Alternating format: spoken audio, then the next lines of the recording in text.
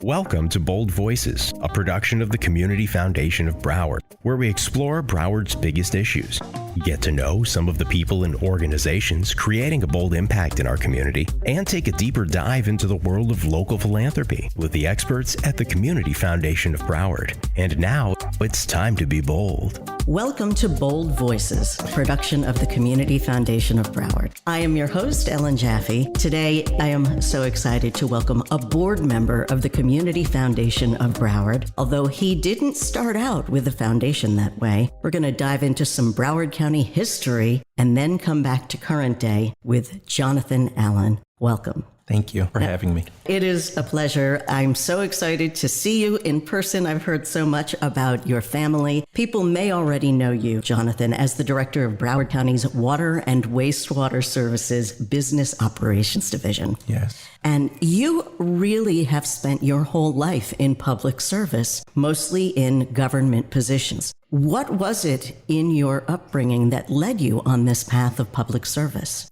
Well, my dad was a very strong public servant and a supporter of the community. He was blessed to be the first graduate of the University of Florida College of Law, and he had the opportunity to file a successful lawsuit that desegregated the schools in Broward County and Henry County. So based on his trailblazing record, based on his history of public service, it was only natural for me to pursue a career in government service. What were some of the lessons you learned from your father? Well, I learned so much from him. I guess the importance of being a hard worker, being dedicated, and making sacrifices for the larger good. And I think that he made so many sacrifices. And I think that he also was a very visionary leader. He was able to plant seeds, and some of the seeds he was able to see grow, and some of the seeds that are still producing fruit of which he planted more than 50 years ago. Which is kind of what the Community Foundation of Broward is about, planting seeds now that will continue to benefit and grow the community in the future. Absolutely. So if my dad was here, he was an avid fisherman, and I like to describe the Community Foundation of Broward as a stocked pond for philanthropy. Love it. And so we have a lot of opportunities to build forever legacies for families. And that's what my older brother Tim and I have been able to do. We've built established three funds that will establish a forever legacy for my father, late father, his wife, and Tim and I have been able to partner together to establish a fund in our names to continue the legacy and pay it forward for current and future generations. When you talk about establishing a fund as a legacy for your father, what is the focus of that fund? The focus on the fund that we've established for my father is scholarship. So we want to support that next generation of youth, male or female, who desires to enter the field of law, if they want to enter in political science, because that's what his background was. He studied economics and his minor was political science. And so for those who want to establish careers in law or public service, we want to support those efforts. The second fund that we have is dedicated to nursing, which is very important in today's time, Yes. Healthcare, especially during COVID and the aftermath of that. So we want to support the next generation of nurses. And the scholarship fund that Tim and I have establishes funding opportunities for the next generation of police officers. Tim did over 30 plus years of service as a police officer in the Tampa area. And I want to support those individuals who want to be the next generation of public servants, city managers, assistant city managers, department directors in a local government environment. This is an incredible way to really make a powerful, bold impact on the community. I want to come back to your father for a moment, mention him by name, W. George Allen. Yes. And you said he was the first to graduate from University of Florida Law School. I want to clarify, he was the first Black man to graduate from University of Florida Law School, correct? He was. Yes. And he probably want to be referred as Attorney W. George Allen. Okay. Yes. So I would say Attorney W. George Allen was the first Black African-American to graduate from the University of Florida College of Law. Wasn't very easy for him. It was very trailblazing, but he had the opportunity to go to the College of Law of his choice. He was accepted into Howard, but he made a conscious and intentional decision to come back and to enter and to graduate from the University of Florida's College of Law. Now, obviously, you were not around then, so you weren't there to experience the kind of challenges he had to go through as the first Black man to achieve this and even to be accepted into law school at a time when we had segregation in our schools. Right. Did he ever tell you stories about how he was able to do that and what was the driving force? Because so many people talk about the disparities in our community, but not everyone knows how to actually make the change. And he just picked himself up and said, I am going to do this. Right. He wasn't the first to go, and he would tell you that he stood on the backs of others like Virgil Hawkins, and he was determined to finish law school so that he would be able to open the doors of future generations of attorneys, male and female. And I think that he entered the university and he entered the halls of that law school with that long-term goal that, someone has to do it. If not me, why not? Right. And so he did that and took that law degree and then changed the future of education in Broward County. Was it strictly Broward where he was able to file that lawsuit and desegregate the schools? It was just Broward. Okay. And he also had the opportunity to do it in Henry County. And, this was a very difficult time. Obstacles were in his path, probably every turn. And I can remember the story that he told of the families and the communities in Henry County saying that the school will be desegregated over my dead body and hell would freeze over. And when he got the decision, he called over to the members of the community and he says, I'm pleased to announce that hell just froze over. I love that. He would do things like that all the time. So as you were growing and he got to witness these changes, what was the experience like for him as the schools went through a difficult period of desegregation and there were riots and there were complaints? And now it's, we're so multicultural here. There's been a huge sea change in the county and in South Florida.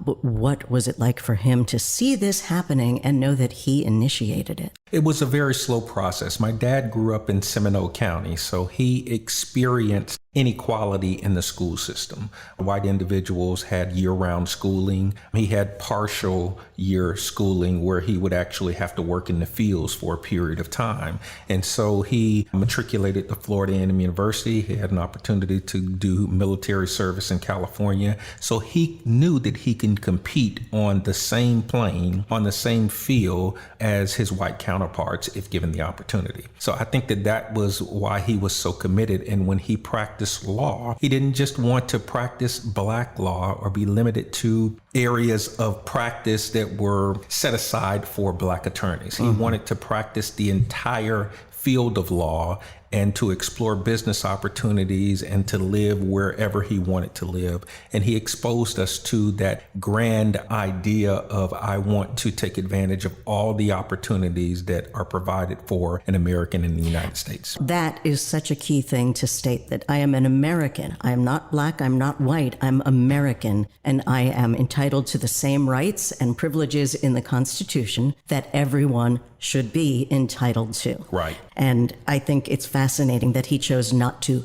segregate himself. Only by working together and integrating with each other on a regular basis do we get to understand we're all people at the core. Yes, absolutely. And, that's why I like my work at the Community Foundation. And I only learned about the Community Foundation after the death of my father, maybe about 3 years ago in 2019, where Tim and I made a commitment to establish a fund. But after we learned the process, we established a fund agreement, and I was asked to serve on the board. It came to my understanding that my father actually served as a member of the Community Foundation on board as well. And so I feel that I'm walking on hallowed ground, that I am trying to continue his legacy of leadership even at the Community Foundation. And I feel that I'm trying to leave a larger Allen legacy that future generations could actually benefit from. Well, when you look at your funds in particular that you've established with the Community Foundation of Broward, when you talk about impacting scholarship, education,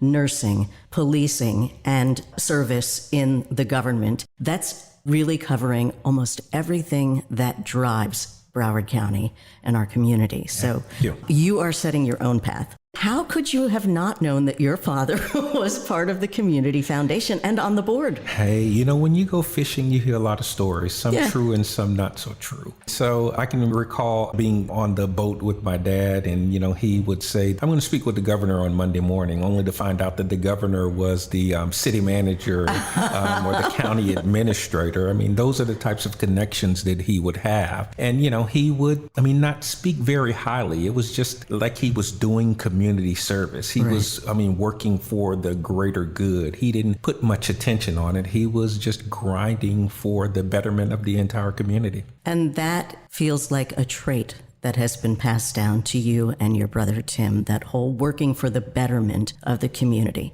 We talk about the public service and now with the funds and now being on the board. You just came from a board meeting. Yes. Can you give us some insight on what the board meetings are like here and who's on the board? Oh, man.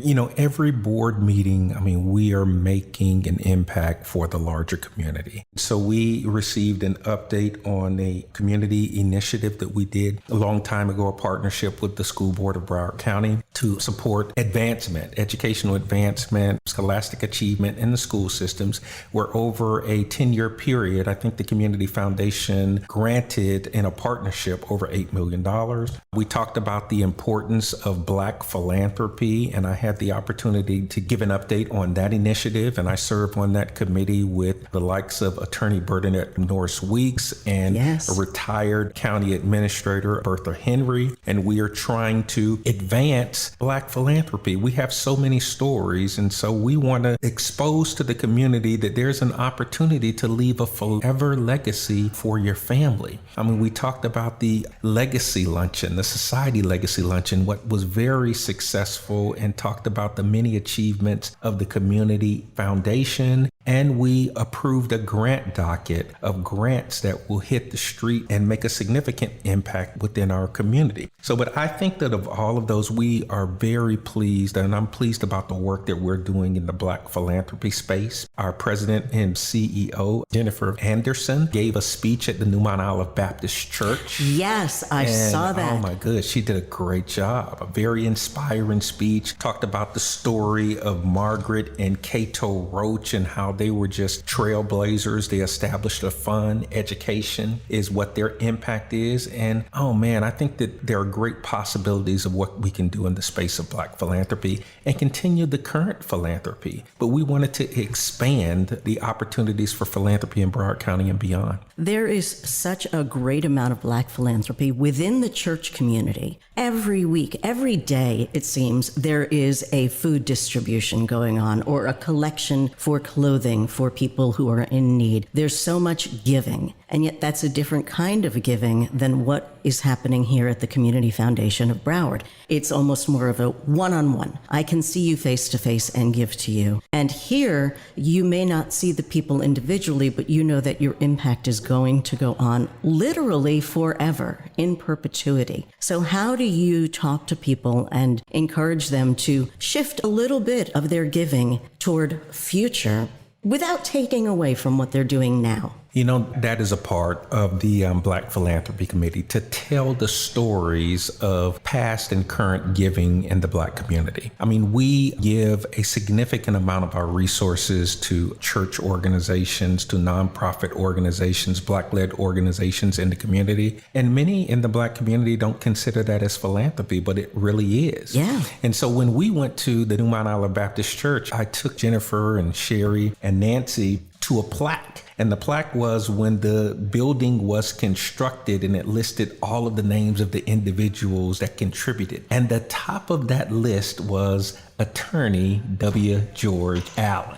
Did you know that before you looked at that plaque? I did. Okay. But I wanted to show them that, this is one of many examples that we have of Black philanthropy in the church that doesn't show up in the annual report. It doesn't show up in the state of the city or the state of philanthropy. philanthropy report, but it really is at the heart of what we want to do in philanthropy. I mean, what we did in the outreach efforts pre-COVID, during COVID, and post-COVID, a form of philanthropy. 100%. Yeah, I mean, the fundraising drives that we hold in many churches across the county, and in those, we're doing campaign building. We're asking individuals to sacrifice and contribute. That is a form of philanthropy. So we're trying to tell those stories and say that there are other ways that you can leave a forever legacy, like we've left for the Allen family.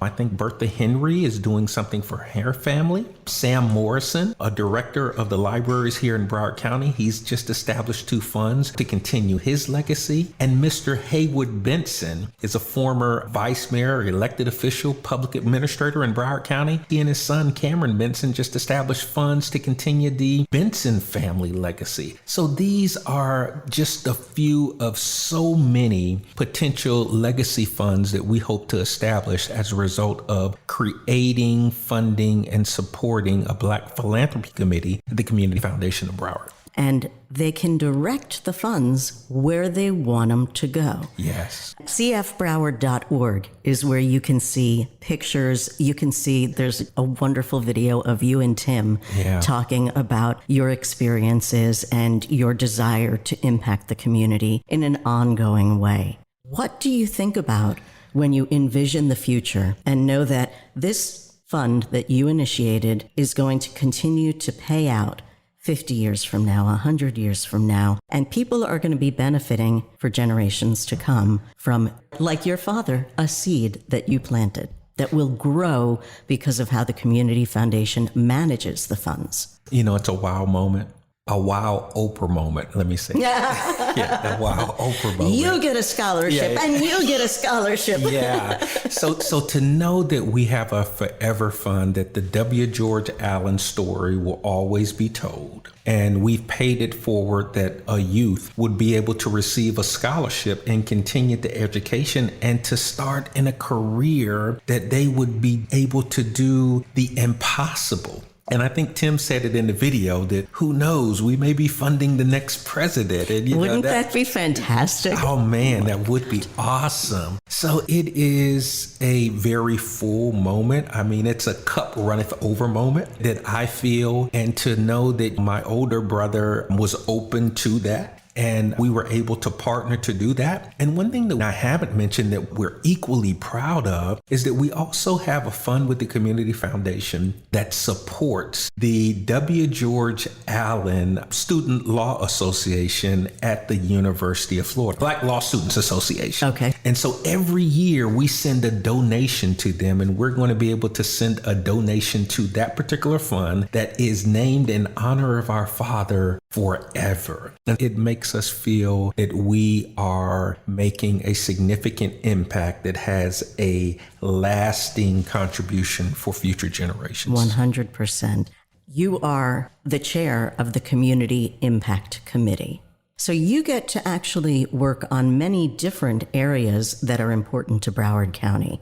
Are there a few that you've picked out and the committee that you feel are most significant right now? First of all, I'm honored to be chair and to be on the executive board. I mean, that occurred on my birthday, November 29th. So that will always be a meaningful appointment for me. And so I work with a very talented staff at the Community Foundation. They really, really make me and the committee look good. I mean, so we are able to fund over $15 million in community impact initiatives on an annual basis.